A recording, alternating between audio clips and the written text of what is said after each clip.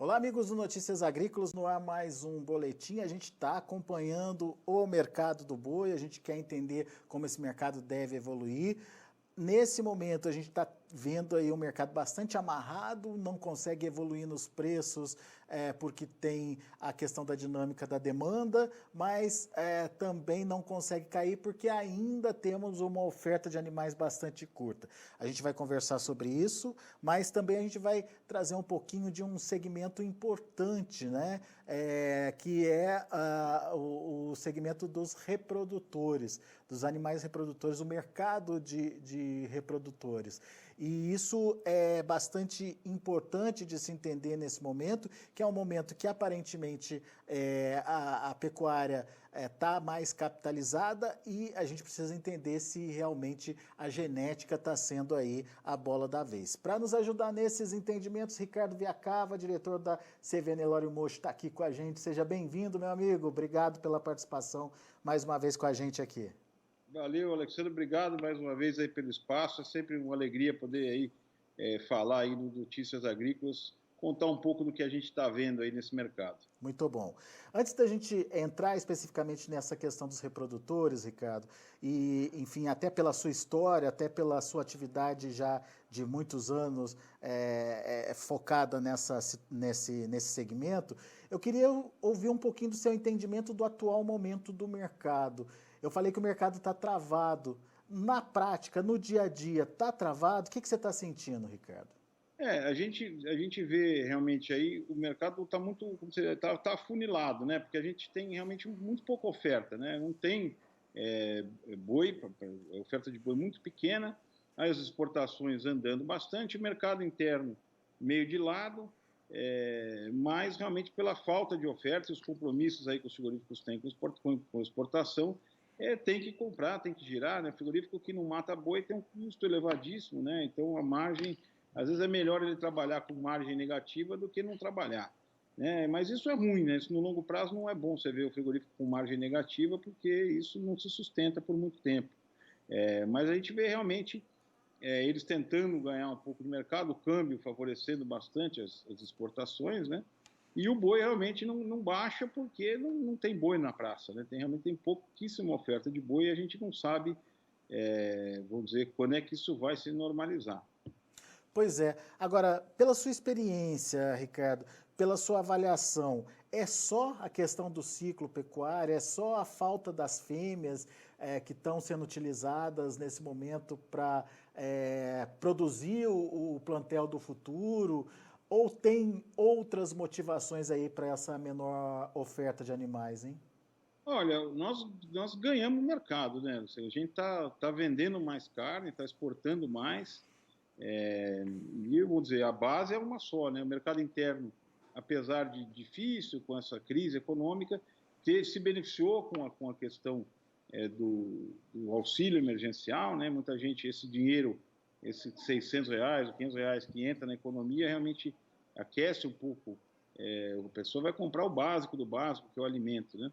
E, vamos dizer, essa questão da crise da peste suína que teve lá atrás na China, está refletido até hoje, quer dizer, nós ganhamos um mercado que a gente não tinha em substituição à carne suína nesses países, e eu acredito que isso veio para ficar, né? A pessoa agora já, vamos dizer, já introduziu a carne bovina, já virou um hábito alimentar, então acho que isso atender, pode até, vamos dizer, equilibrar um pouquinho mais para frente quando voltar a oferta de suínos produzidos lá na China, mas eu acredito que nós ganhamos esse mercado, né? E calhou com um momento de pouca oferta, realmente que nos anos passados a gente viu um abate muito grande de matrizes, e agora esse rebanho começa a ter a retenção de matrizes, então essas matrizes deixam de ir para o mercado, o que força um pouco mais ainda, né, essa pressão da demanda, pouca oferta de carne no mercado. Mas a gente vai voltar, na sua opinião, a ter um mercado normal, Ricardo? O ciclo pecuário, aquele ciclo tradicional que a gente via antigamente, ele ainda tem validade? Olha, eu acredito, aquele que a gente estava acostumado, que era um ciclo antigamente de 7 anos, depois foi diminuindo, esse ciclo eu acho que realmente nós não vamos ver mais. Acho que nós estamos vivendo um momento diferente, né? Vamos dizer, A própria alta nas commodities agrícolas está concorrendo muito com o boi. Então, nossa área ocupada com a pecuária vem diminuindo ano a ano, né? Então isso força a gente a ter um ganho de produtividade. Nós temos muito espaço para isso dentro do Brasil, porque nós temos um rebanho gigantesco e a gente tem uma taxa de desfrute muito baixa. Se comparar a gente com os outros países, aí na outra conversa que nós tivemos aqui, eu trouxe até alguns dados aí da FAO, em questão de produção de alimentos, que o Brasil tem um rebanho o dobro do americano e produz metade da carne, praticamente, do rebanho americano. Eu acho que isso aí a gente vai se ajustar, nós vamos ganhar em produtividade e eu acho que vai ter uma estabilidade no tamanho do rebanho, mas eu acho que realmente a questão do preço, nós mudamos de patamar de preço, né? Hoje a gente era um país que vivia aí abaixo dos países concorrentes nossos, aí, o nosso preço era mais barato do que o de todo mundo. Hoje nós já estamos com um preço mais internacionalizado em função do aumento das nossas exportações, da participação, né, do comércio exterior nas nossas vendas. A demanda aumentou, o momento é outro, o ciclo mudou. Agora, para atender esse mercado novo, Ricardo, como é que faz para acelerar essa produção, né? Você falou aí que o Brasil tem muito para crescer, mas isso demora, isso faz parte de um processo ou dá para a gente acelerar isso? Olha, dá para acelerar com investimento em nutrição, em manejo, em genética, né? Você pode introduzir, mas logicamente que tem que respeitar aí o intervalo de gerações, né? A vaca não tem como parir antes dos 9, 10 meses de idade, né? Você tem que se programar para isso. Mas eu acho que vamos dizer, se a gente ganha um pouquinho na nossa taxa de prenhez, melhora um pouquinho a nossa taxa de desmama, usa uma genética melhor, que vai dar animais mais pesados, isso tudo, né, essa somatória vai fazer a gente ter um aumento da nossa taxa de desfrute. Então, a gente, vamos dizer, com esse rebanho gigantesco que a gente pode produzir muito mais carne com um diferencial dos outros países produtores aí, que dependem muito do confinamento, né? No Brasil, nós temos condições de produzir carne a pasto. Esse é um grande diferencial de mercado, né? A gente explora muito mal isso, mas a carne do boi de pasto, ela devia ser mais valorizada, né? Então, você vê algumas tendências aí em países desenvolvidos de valorizar esse produto, que é uma carne, vamos dizer, com sabor diferenciado, é uma carne ecologicamente mais correta, né? Porque o boi, quando ele está dentro de um sistema de produção a pasto, se forem pastos bem produtivos, com manejo adequado, o sistema de pecuária passa a ser, vamos dizer, neutro do ponto de vista de emissão de carbono ou até passa a estocar carbono aí nas raízes da pastagem, matéria orgânica que você vai acumulando ali. Então, é um sistema que o Brasil tem que aproveitar, né, essa tendência mundial por querer uma pecuária mais limpa, uma pecuária com menos pegada de carbono, e isso você consegue fazer com pasto de boa qualidade. Um boi sustentável aí, ecologicamente. E a gente está evoluindo, ainda de forma lenta, mas está evoluindo para isso, não? O ILPF é um exemplo prático aí dessa Exatamente. adesão, né? O Brasil fez um compromisso, né, lá na cúpula do clima, lá em Paris, de ter 15 milhões de hectares com integração. Eu acho que já deve ter passado disso, até acredito, porque é um sistema realmente muito sustentável do ponto de vista econômico também, né? Econômico, social, porque gera mais emprego, vamos dizer, um sistema de produção onde gera mais riqueza e, sem dúvida, do ponto de vista ecológico, então, nem se fala. Então, acho que isso aí nós vamos aumentar cada vez mais as áreas de integração. O pecuarista vai passar a fazer um pouco de agricultura, o agricultor poderá também entrar no ciclo, já está entrando, né, no ciclo de produção de carne, aí na recria, o aproveitamento dos pastos de inverno. Quer dizer, numa mesma área que você antigamente tinha só uma pecuária tradicional, hoje você tem produção de grãos, produção de pasto de maior qualidade, alguns sistemas integrando com madeira, com eucalipto. Quer dizer, realmente no nosso caso aqui na fazenda, a gente implementou esse sistema, aumentou muito o faturamento da fazenda, a receita da fazenda, a melhoria dos pastos, o desempenho dos animais, a produção de arrobas por hectare praticamente dobrou com a introdução desse sistema de integração. Isso eu acho que o Brasil está evoluindo muito, vai ganhar muito espaço isso, com certeza. Muito bem. Além dessa questão da sustentabilidade, que ficou também da sua fala anterior, foi a necessidade de, ao invés de contabilizar animal, é contabilizar a carne que esse animal produz, né, no final das contas. Exatamente, é isso aí que nós temos que ter. Nós temos um rebanho enorme, mas está sendo mal aproveitado. A gente tem muito para melhorar nisso, né? Então a gente pode produzir, temos que pensar em produção de arrobas por hectare, a taxa de desfrute, né? Toneladas de carne em função do tamanho do nosso rebanho. Isso aí que nós temos que mudar um pouco a cabeça. A gente estava, logicamente, crescendo, né? O Brasil sempre foi crescendo o rebanho. Agora nós estamos num momento de estabilizar o rebanho, ou até diminuir um pouco, mas aumentar a produção de carne. Muito bem. E para isso é aquele tripé, né, que você citou. Alimentação, genética e Sanidade. sanidade. Né? Sanidade. No seu caso, vocês estão muito focados, né, Ricardo? Além dos outros dois, obviamente, mas como negócio mesmo de vocês aí, a questão da genética, certo?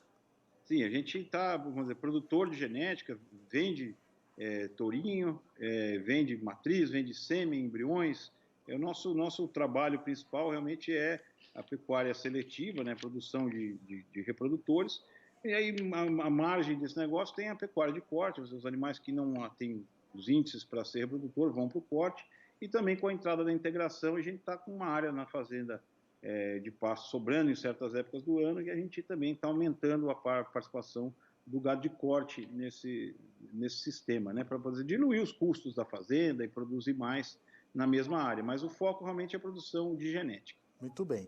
Nesse mercado de reprodutores, Ricardo, o que está acontecendo, o que você está percebendo e como é que ele está se desempenhando? Antes de começar a entrevista, você estava me contando que é um mercado que é o último a pegar aí a onda do crescimento, né? Eu brinco que é um trem, né? A locomotiva é lá o preço do bezerro, aí vem os outros vagões aí da primeira classe, que é o valor da arroba, e nós estamos lá no final do comboio, no final do trem. Então, é o último, quando o trem pega a ladeira acima, nós somos o último a ser valorizado, porque ainda o produtor tem que se capitalizar, né? E a gente via nesses últimos anos o produtor realmente muito descapitalizado, principalmente o produtor de bezerro, era um sofrimento, quase que uma obrigação. O cara vinha trocar touro na hora que ele não aguentava mais, realmente. E hoje a gente vê ele motivado a investir, procurando investir em reprodutores de melhores índices, mais animado para fazer esse investimento em touro. Quer dizer, a gente nota realmente um ânimo diferenciado, né? Uma motivação grande neles de investir em genética. Isso levou à valorização. Nós tivemos quase 80% de valorização no preço dos nossos reprodutores nos últimos 2 anos, né? Então, isso mostra realmente que o produtor está animado para investir em genética. Então, nós temos muito espaço, né? O Brasil fornece cerca de 10% da necessidade que o Brasil teria de touros no ano, a gente consegue produzir só 15% dessa demanda. Então, isso também está pressionando um pouco aquele que sabe, que conhece e sabe o resultado de curto prazo que a genética traz, já começa a se acotovelar para investir nos reprodutores de menor qualidade. A gente notou realmente o mercado com bastante liquidez e com preços bem mais elevados. Logicamente que acompanhou o valor da arroba, né? A gente tem esse preço histórico aí de 50 arrobas de boi gordo para comprar um touro melhorador, e essa procura por touros aumentou bastante, está bem firme o mercado. Bom, e qual que é a tendência desse mercado? Ele tem ainda fôlego para continuar subindo ou o fato do boi aparentemente, pelo menos nesse momento, né, Ricardo, o cenário que a gente tem hoje, tem encontrado um teto, limita também aí o movimento de alta dos reprodutores? Eu acho que assim, a gente está, pelo que está aparecendo, né, Alexandre, a gente está chegando num momento de estabilidade do preço da arroba, né? A gente teve alguns picos aí, a gente não sabia muito bem o que era esse movimento, a gente foi até pego de surpresa muitas vezes, né? Mas nota hoje realmente a mudança de patamar de preço e uma estabilização. Eu acredito que isso vai acontecer, porque também tem um limite, né? O valor que esse reprodutor traz a mais, que ele pode custar tanto a mais, né? Ele vale o que ele produz. Então, eu acredito que se o mercado estabiliza, eu acho que vai estabilizar também o preço dos reprodutores. Tenho essa impressão, né? Logicamente que, como as vendas muitas vezes são feitas em leilão, etc., o preço quem põe é o mercado, né? Então, às vezes, tem uma disputa um pouco maior, isso pode levar um pouco os preços, mas eu acredito que deve ficar nessa faixa aí de 50 arrobas, acredito. Isso equivale hoje a um animal de que valor, Ricardo? Só pra Cerca gente... de 16 mil reais um tourinho. Um touro bom, um touro de referência aí. Isso, um touro médio, a média, né? Logicamente que tem reprodutores que são reprodutores que vão produzir genética, que vão para a central de inseminação, ou que vão coletar sêmen. É mais valorizado. Gado PO, que são mais valorizados, mas um touro comercial bem avaliado, acho que é nessa faixa aí de 16 mil reais. Muito bem. Só para a gente entender, o que o touro, ou esse tipo de animal, agrega ao rebanho? Aí eu enxergo o touro com dois tipos de retorno, né? O retorno de curto prazo, que é, vamos dizer, quilos a mais que ele vai produzir na sua progênie, né? Então, esse é um retorno de impacto praticamente imediato. Transferência de genética mesmo, né? Exatamente. Em função do potencial genético dele, ele vai desmamar bezerros mais pesados do que a média, né? Esse é o retorno de curto prazo. E o retorno de longo prazo é o touro que vai produzir fêmeas mais férteis, fêmeas um índice que a gente tem utilizado muito, que é a permanência no rebanho. A gente usa um termo americano, stability, que é, vamos dizer, a capacidade de permanência no rebanho, quer dizer, a vaca ficar no rebanho produzindo pelo menos 3 crias até os 6 anos de idade. Esse é um índice que a gente tem olhado muito, quer dizer, são matrizes férteis. Esse é o retorno de longo prazo, vai produzir filhas mais férteis, filhas mais precoces, que vão trazer um retorno. O criador vai construindo o seu patrimônio genético, vai ter um rebanho de melhor qualidade com as matrizes que ficam na fazenda. Muito bem. E como é que funciona, Ricardo? Um animal, enfim, indo obviamente, para a reprodução, ele cobre quantas fêmeas? Ele tem qual vida útil? Como é que funciona isso no dia a dia? Olha, a gente costuma recomendar, o mercado recomenda, se for exclusivamente monta natural, em estação de monta aí de 90 dias, 120 dias, um touro para cada 30 matrizes, né?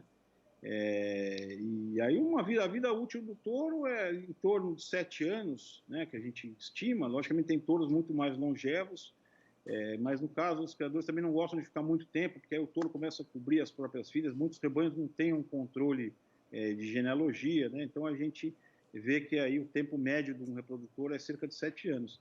É uma conta muito fácil de fazer, né? Se você pegar um touro que produz, a gente vende os animais com avaliação genética, né? Então você fala, um touro tem 20 quilos a mais de DEF para determinada, vamos dizer, para peso a 1 ano de idade. Quer dizer, nos 30 produtos dele, ele vai dar 20 quilos a mais. São 600 quilos a mais, em função, vamos dizer, do potencial genético desse touro. 600 quilos a mais por ano, né, que ele vai deixar no rebanho. Isso aí, você botar aí um valor médio hoje, entre o macho e a fêmea, de R$12, e na primeira safra o touro já pode trazer aí R$7.200 de retorno. Então, quer dizer, esse investimento em genética, sem dúvida, vale muito a pena. A gente acredita muito nisso, né? Utiliza essa ferramenta há mais de 30 anos e tem tido ótimos resultados. Ricardo, isso vale para qualquer tamanho de pecuária, de pecuarista? Sem dúvida. A gente tem aqui de todo tamanho de comprador, né? Desde aquele que tem um rebanho leiteiro e quer melhorar um pouco a qualidade dos seus bezerros, até o grande produtor, que compra aqui 40, 50 reprodutores por ano com a gente, né? Então, serve para todo mundo. Esse índice, realmente, usar animais melhoradores vai trazer benefício. Até ele traz mais benefício para quem usa menos, né? Vamos dizer, porque o diferencial que ele vai imprimir é muito maior, né? Então, chega um ponto, um rebanho que já trabalha com avaliação genética, com melhoramento há muitos anos, fica cada vez mais difícil de você evoluir ele, porque ele já tem uma evolução muito grande, né? E então, quanto que um rebanho que tem pouquíssima pressão de seleção, quando utiliza, o diferencial é muito grande. Muito bom, muito legal. E já está na época de procurar esse tipo de animal? Olha, a gente costuma, o mercado de forma geral, né, em função da estação de nascimento, as nossas ofertas começam a partir de julho, Julho. né? Que também é uma época boa que o pessoal começa a se preparar aí para a estação de monta a partir de setembro, outubro, novembro, algumas regiões. Então, vamos dizer, a safra de touros começa a ser vendida a partir de julho. Mas já tem gente de olho vendo aí, enfim, é um Ah, mercado que tá se antecipando aí, pelo menos na procura. exatamente, vocês gozado que esse ano está acontecendo isso. A gente raramente via de procura de touro essa época do ano, né? Porque quem já tinha que entourar já entourou, e já acabou. Agora tem gente já buscando touro para aproveitar aí esse rabinho de clima bom que a gente ainda tem aí para emprenhar, de pasto, e já tem gente se antecipando. O comprador que está pensando na compra lá para agosto, setembro, já está procurando a gente para saber como é que vai ser. Então eu estou com uma expectativa muito boa para esse ano aí na venda de genética. Legal. E esse crescimento que você falou de 80% aí nos últimos 2 anos, ainda se repete? Tem fôlego para continuar se repetindo? Eu acredito que agora nós vamos ter uma certa estabilidade, né, Alexandre? Pode ter uma certa valorização em função do ano passado, aí podemos prever aqui um crescimento de 10%, 15% com relação ao que foi na última safra, porque realmente foi dizer, o degrau que a gente subiu, um degrau bastante grande. Eu acho que ele deve ter melhorar um pouquinho aqui os preços de comercialização, acredito cerca de 10% com relação ao ano passado. Legal. Muito bom, é sempre muito legal conversar com o Ricardo, que ele sempre traz coisas novas para a gente aqui, ideias novas do que está acontecendo no mercado, e principalmente para o pecuarista, né, Ricardo, abre a possibilidade dele entender que é importante essa perspectiva de futuro que a pecuária brasileira tem e o investimento é necessário, né, para que se confirme esse crescimento, se confirme essa dinâmica de eficiência do rebanho, que se converta mais animais ou quilos de carne por animais. Enfim, isso é fundamental para a pecuária do futuro, né? A gente já está vendo essa necessidade agora, só que a gente precisa estar pronto para na hora que as exigências lá na frente aumentarem, né? Exatamente. A gente vê aí o dever de casa do produtor é esse, né? Porque nós estamos vendo aí o mundo com a população crescente, com a renda crescente, né? Em algumas economias aí, Índia, China, o próprio Brasil, a gente espera que também tenha um crescimento econômico, e isso vai demandar proteína, né? Vai demandar carne. E nós temos essa missão de produzir mais carne, temos que produzir aí o dobro da carne que a gente produz com o mesmo rebanho que nós temos. Isso é possível, né? A gente vê que isso é possível, basta a gente investir e acreditar no nosso negócio, que é um negócio que tem um potencial enorme pela frente. Legal. Ricardo, obrigado pelo papo, obrigado pelas informações. Volte sempre, meu amigo. Valeu, meu amigo. Um abração para vocês aí. E vamos todo mundo se cuidar, né? Que o negócio tá bravo aí dessa corona, cada vez mais chegando perto da gente, mas a gente já está vendo luz no final do túnel, né? Um abração aí e todos aí que se cuidem. É isso aí, Ricardo. Valeu, amigo. Obrigado. Um abraço para você. Até a próxima. Tá aí, Ricardo Viacava aqui com a gente no Notícias Agrícolas, trazendo um pouquinho da experiência dele, do mercado de reprodutores, mercado de tourinhos aí, um desempenho muito interessante, principalmente nesses últimos 2 anos. A tendência que a gente vê, né, da modernização do rebanho brasileiro, da genética cada vez mais presente, trazendo, portanto, essa possibilidade aí de agregação de valor e de agregação de ganhos, de eficiência mesmo ao rebanho brasileiro. Você viu o Ricardo afirmando que cada vez diminui mais a área de pastos no Brasil, mas é preciso melhorar a eficiência, a conversão desses animais em ganhos de peso e, consequentemente, de produtividade, de aumento de carne ofertada por animal. Então, é uma tendência, a gente está vendo isso já mudando nos últimos anos no Brasil, mas ainda tem muito para melhorar aí, e é por isso que é importante a gente estar falando aí, comentando sempre desse mercado aqui no Notícias Agrícolas. A gente agradece a sua participação e a sua audiência. Antes de encerrar, deixa eu mostrar para vocês como o mercado está operando lá na B3, lá no Mercado Futuro, e também como encerraram os preços, né, de acordo com o indicador CPEA. Na tela você vê 311 Desculpem, 311,90, uma alta de 0,61% para a arroba negociada para março. Para abril, 308,15, subindo 0,88%. Para maio, 301,75, uma alta de 0,75%. E para junho, R$ 299,70, subindo menos 0,07%. A gente não está vendo na tela, mas o vencimento outubro está sendo negociado nesse momento a R$ 317,70, com uma alta de 0,54%. Está distante daqueles 321, 322 que a gente viu, mas hoje tentando se recuperar, voltando aí para próximo dos 318. Vamos ver como é que vai ser essa recuperação nos próximos dias, vamos ficar de olho nessa movimentação do mercado futuro também. O indicador CPEA fechou ontem a R$ 315,20, alta de 1,19%. Muito bem, são os números de hoje do mercado do boi. A gente fica por aqui. Agradeço muito a sua atenção, a sua audiência. Continue com a gente.